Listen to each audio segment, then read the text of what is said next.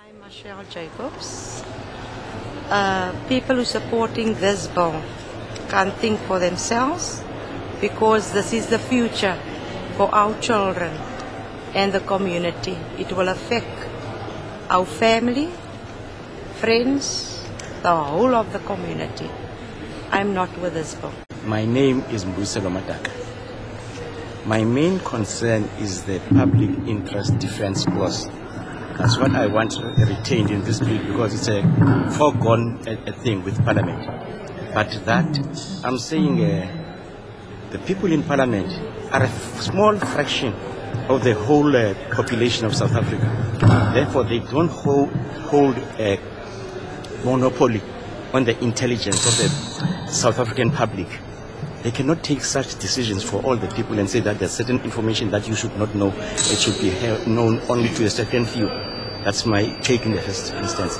Secondly, there are many things that have happened in South Africa, like the military, this, what you call it now, that has to do with arms. A lot of money has gone into that. That thing started as 30 billion, it has doubled, it's going to triple. The military industrial complex wants to sell more arms to South Africa. That's going to break our backs as an economy. Those are the things that, and those things cannot be exposed. I'm Sherwin Schuster. I'm a constituency chairperson for the Democratic Alliance in the northern areas. My feeling on this bill is that it's ironic that we are sitting here discussing this today, considering that this is the same day that David de Klerk banned the ANC and the SAPO. Yet we are now facing a bill that could seriously infringe on our democratic rights and freedoms. I feel that the government should seriously reconsider this matter in that there is no public participation that is really going to be of effect. The problem with this bill is that it opens so many doors to so many unethical practices, in that we find that very often our guys are fighting to obtain and uphold our democracy. Yet this bill is contrary to everything. It's contrary to the Bill of Rights as well as our Constitution. I would seriously suggest that this bill be reconsidered.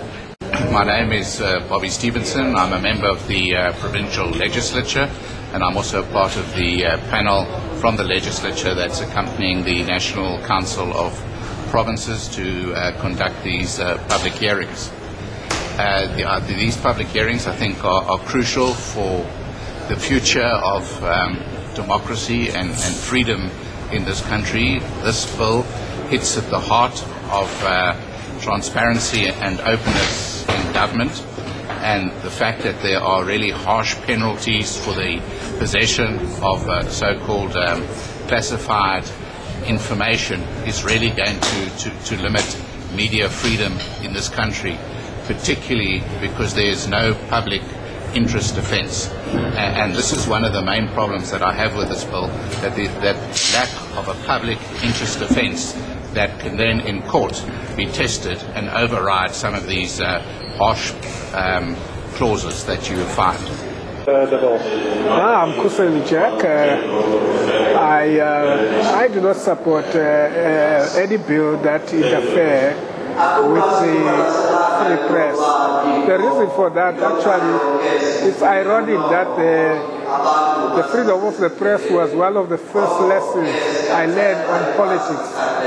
And I know any interference with the press is a prelude to something dramatic and drastic to happen to that particular people.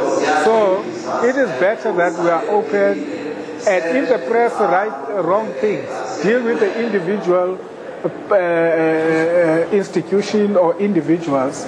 And I think that is a better solution. You can't, because of, if we say there are corrupt politicians and destroy the entire political institution on the basis of that, you deal with that, but you go on with the rest of the good politicians. Because it's an institution that serves a good purpose. I support it on that. I oppose this, definitely.